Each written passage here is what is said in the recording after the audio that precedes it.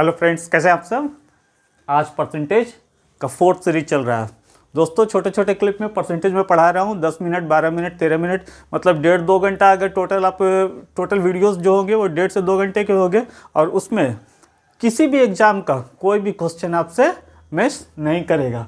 तो बिना समय गंवाए परसेंटेज 4 में कॉम्पिटिटिव अड्डा 24/7 में पहले आपका एक बार स्वागत कर लेते हैं और फिर से शुरू करते हैं इसको। अब दोस्तों, आज एक बहुत इंपॉर्टेंट फार्मूला के बारे में बात कर रहे हैं। ये फार्मूला वेरी वेरी इंपॉर्टेंट है। इस फार्मूले का यूज ना सिर्फ हम लोग परसेंटेज चैप्टर के लिए करेंगे, बल्कि इसका यूज हम लोग को मेंसुरेशन में भी होगा, कंपाउंड इंटरेस्ट में भी होगा, और बहुत ज़बरदस्त तरीके से इसके फार्मूले के द्वारा आपका आंसर आ जाएगा। और ये बहुत आसान फार्मूला है, और बस आप कुछ क्वेश्चन करेंगे, आपके दिमाग में बिल्कुल फिट हो जाएगा, और उसके बाद आप बहुत सारे टाइप के क्वेश्चन इससे बनाते चलेंगे। तो चलिए हम आपको बताते हैं फार्मूला क्या है। यदि किसी वस्तु का मूल्य पहले x% बढ़ाया गया तथा बाद में पुनः उसका मूल्य y% बढ़ा दिया जाता है, तो वस्तु के मूल्य में कुल प्रतिशत वृद्धि कितनी हुई। फिर से एक बार समझिए। आप कोई सामान खरीदने, आप मान लीजिए एक दुकानदार हैं, आपके पास एक सामान है, कोई मान लीजिए एक जूता है, और उस शू का दाम आप पहले 40% बढ़ाते हैं, और उसके बाद फिर से उसका मूल्य आप फिर आपको लगता है कि नहीं अभी कम बढ़ा है, जितना बढ़ा है उस पर से फिर आप 30% उसका मूल्य बढ़ा देते हैं। फिर से आप 30% बढ़ा दिए, तो फाइनली आप कितना परसेंट बढ़ाएं? 70% बढ़ाए? 40% प्लस 30%? नहीं। आप ऐसे भी अभी दुकान में जाते होंगे तो देखते होंगे आजकल हर जगह सेल लगा रहता है, जिसमें लिखा रहता है 50% प्लस 50% की छूट। 50% प्लस 50% की छूट मुफ्त का हो गया क्या? 100% ये हो गया? नहीं। ये 70% होगा? नहीं, 70% नहीं होगा। तो क्या होगा? इन्हीं सब चीज़ों के बारे में आज हम डिस्कस करेंगे। तो दोस्तों, होगा क्या, इसको समझिए। पहले 40% बढ़ा, फिर मान लीजिए 30% बढ़ा। बोलता है ना, मूल्य पहले x% बढ़ाया जाता है, मतलब पहले 40% बढ़ाया जाता है, तो बाद में पुनः 30%, y के जगह हम लोग 30 अगर बोले 30% बढ़ा, तो वस्तु के मूल्य में कुल प्रतिशत वृद्धि कितनी हुई। तो फॉर्मूला हमारा कहता है 40 प्लस 30 प्लस 40 इंटू 30 बाई 100, मतलब 40, 30, 70 प्लस 4 तिया 12, मतलब 82% की वृद्धि होगी। 70% की नहीं होगी, 82% की वृद्धि होगी। जब दोनों बढ़ रहा था, x भी बढ़ रहा था, मतलब पहले वाला जो दाम बढ़ा है वो भी इंक्रीजिंग ऑर्डर में है, 30 भी प्लस में है, इंक्रीजिंग ऑर्डर में है, तो टोटल वृद्धि हमारा 82% है।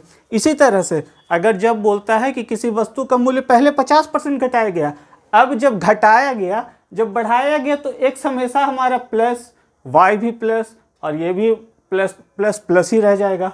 लेकिन अगर जब बोलता किसी वस्तु का मूल्य पहले x% घटाया गया, तो क्या होता?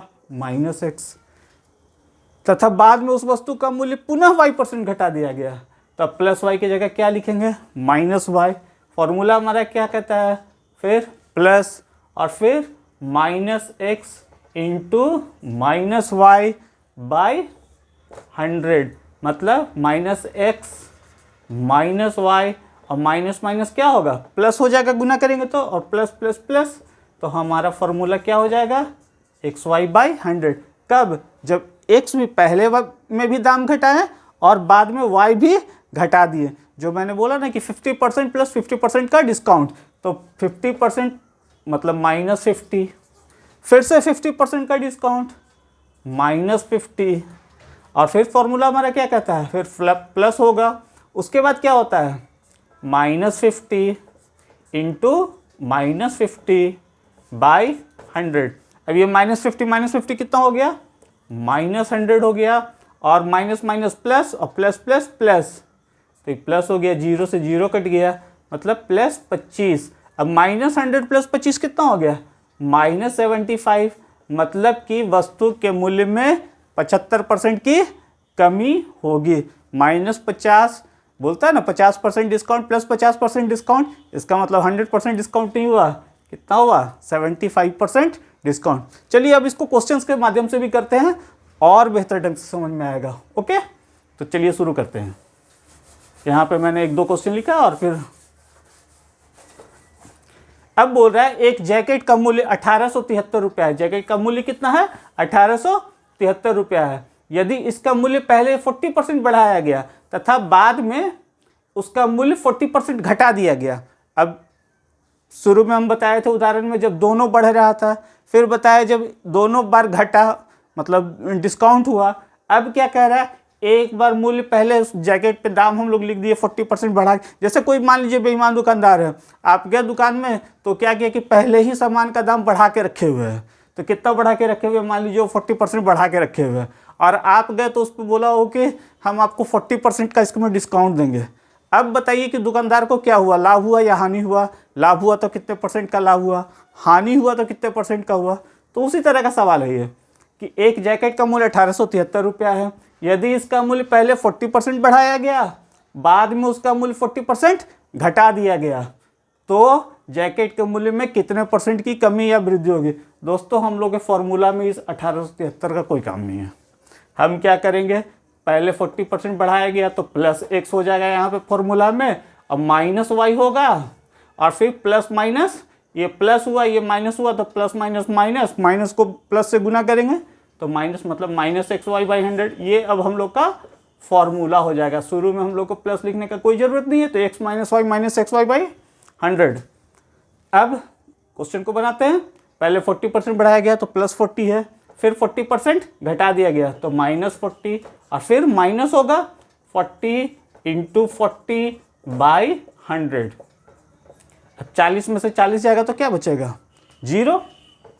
अब माइनस 4 × 4 मतलब 16, मतलब कि हमारा आंसर है -16। मतलब कि दुकानदार को जैकेट के मूल्य में कितने % की कमी हो जाएगी, 16% की कमी हो जाएगी। जब सेम चीज़ का वृद्धि होता है तो इतना करने का भी जरूरत नहीं होता है। 40% बढ़ा 40% घटा मतलब कि 16% होगा। बोलेगा 20% कोई चीज़ का दाम बढ़ा फिर 20% घट गया तो क्या होगा 4% की हानि होगी। 2 दूनी 4। अगर बोलता 30% बढ़ा किसी चीज़ का मूल्य और फिर 30% घट गया तो कितना होगा 3 तिया 9। लेकिन अगर डिजिट सेम नहीं रहा तब थोड़ा हम लोग को करना पड़ता है। जैसे 30% बढ़ा 40% घट गया तो क्या हो जाएगा, 30% बढ़ा तो 30 माइनस 40 फिर माइनस 30 गुने 40/100 तो 30 में से 40 जाएगा तो कितना बचेगा 10, माइनस 10 होगा और 3 चौके 12 मतलब कि हमारा -22 मतलब 22% की हानि होगी। अब इस क्वेश्चन में हम लोग के 1873 का क्या यूज हुआ, सीधे 40% बढ़ाया गया बाद में उसका 40% घटा दिया गया तो 4 चौके 16% की कमी हो जाएगी। अगर बोलता है कि 60% बढ़ाया और 40% घटा दिया तो 60 माइनस 40 माइनस 60 × 40 करते हैं तो समझ में आ रहा होगा आपको। चलिए अब नेक्स्ट क्वेश्चन में चलते हैं। नेक्स्ट क्वेश्चन हमारा है कि राम के वेतन में 30% की वृद्धि कर दी गई, बढ़े हुए वेतन में अगले वर्ष पुनः 20% की वृद्धि कर दी गई, तो राम के वेतन में कुल कितने की वृद्धि हुई? तो पहले 30% बढ़ा तो ठीक है भाई 30, फिर से 20% बढ़ा तो +20, दोनों बार बढ़ रहा है तो ये फॉर्मूला लगेगा। फिर बोल रहा है तो क्या होगा फिर +30 × 20/100, 50 + 6 56%, है ना आसान। इसी तरह से जब हम लोग मेंसुरेशन का क्वेश्चन बनाएंगे तो उसमें होगा किसी आयत की लंबाई इतना बढ़ा दिया गया और चौड़ाई इतना % बढ़ा दिया गया तो क्षेत्रफल में कितने % की वृद्धि होगी। तो इसी तरह से बनाएंगे। अभी हम इस क्वेश्चन को करते हैं और इसी तरह से कि आयत की लंबाई 73 मीटर तथा चौड़ाई 47 मीटर। अब आयत हम बनाए 73 मीटर लंबा और चौड़ाई मान लीजिए 47 मीटर लंबा, चौड़ाई 47 मीटर। यदि आयत की लंबाई 40% बढ़ा दी जाए और चौड़ाई 20% मतलब लंबाई इधर थोड़ा बढ़ा दे और चौड़ाई थोड़ा इधर बढ़ा दे 40% 20% तो आयत के क्षेत्रफल में कितना % कमी होगी। और पहले इसका गुना करके आयत क्षेत्रफल निकाले, फिर बढ़ा हुआ क्षेत्रफल निकाले, फिर बढ़े हुए क्षेत्रफल में से कम वाला क्षेत्रफल निकाले तो क्षेत्रफल में वृद्धि होगी, फिर प्रतिशत वृद्धि होगी। इतना हेडेक करने का जरूरत नहीं। हमारा फॉर्मूला है x + y, जो मेन फॉर्मूला हमारा x + y + xy/100। इसी में जब बढ़ेगा तो दोनों तो प्लस होगा, जब घटेगा जो चीज़ उसको माइनस कर देते हैं। तो चलिए इसमें क्या हो रहा है, यदि आयत की लंबाई 40% बढ़ा दी गई तथा चौड़ाई 20% घटा दी गई, मतलब पहले +40 फिर -20 घटा दी गई -20, एक बार बढ़ा एक बार घटा तो प्लस माइनस माइनस हो जाएगा। -40 × 20/100, ये 2 जीरो कट गया, 40 में से 20 गया 20 और -4 दूनी 8, मतलब कि हमारा 12% प्लस में है, इसलिए 12% क्या हो जाएगा, वृद्धि होगा। इन सब चीज़ों का कोई ज़रूरत नहीं है, तो है ना आसान। 40% बढ़ा है, 20% घटा दिया गया, फिर से एक बार देख लीजिए, तो +40 -20 और प्लस माइनस माइनस हो जाएगा 40 × 20/100, 40 में से 20 गया 20 और 20 में से 4 दूनी 8 गया तो 12%, चूंकि प्लस में आया तो वृद्धि। नेक्स्ट क्वेश्चन करते हैं। किसी वर्ग की प्रत्येक भुजा में 20% कमी कर दी जाए। अब वर्ग है तो उसका लंबाई भी और चौड़ाई भी होगा, और दोनों में 20% की कमी कर दी जाए। जब 20% कमी दोनों में होगा तो -20 फिर -20 फिर -20 × 20। अच्छा एक चीज़ और आपको बता दें, माइनस दोनों जब है तो माइनस माइनस गुना होगा तो क्या हो जाएगा, प्लस हो जाएगा। तो ये क्या हो गया, -40 और ये 2 जीरो कट गया +4, मतलब कि -36, मतलब कि 36% की कमी हो जाएगी क्षेत्रफल में।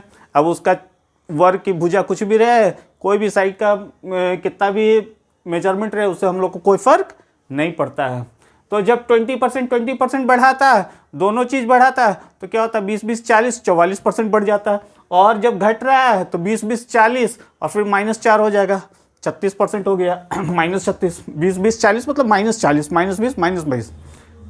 अब ये किसी वृत्त की त्रिज्या में 30% कमी करने पर उसके क्षेत्रफल में कितना % की वृद्धि होगी। अब वृत्त का क्षेत्रफल होता है हम लोग का कितना, πr² होता है, वृत्त का क्षेत्रफल πr² होता है।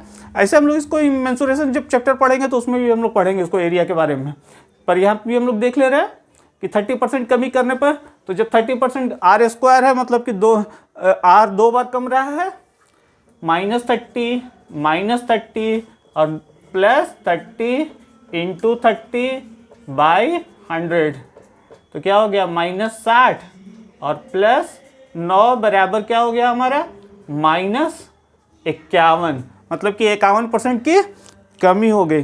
तो दोस्तों अब जैसा कि आपने इसका हेडलाइन देखा होगा, जो थंबनेल देखा आपने, उसमें लिखा हुआ था कि मैथ से इसको हो जाएगा। तो दोस्तों आप इस तरह से बनाते चलिए आसानी से, मैथ से तो बिल्कुल ही इसको हो जाएगा, और आलतू फालतू के इसमें ना पढ़ के हम लोग मैथ्स के इसमें पढ़ेंगे तो हमारी नौकरी भी पक्की है। तो दोस्तों आज का वीडियो कैसा लगा आप बताएं हमें कमेंट सेक्शन में। क्वेश्चन आप पूछें हमसे, मैं उसका जवाब देने का कोशिश करूंगा। और वीडियो को वही लाइक करें, शेयर करें, सब्सक्राइब जरूर करें, बेल आइकन को दबाएं ताकि आपको मेरी वीडियो सबसे पहले मिलते रहे। ओके, थैंक यू, बाय, जय हिंद।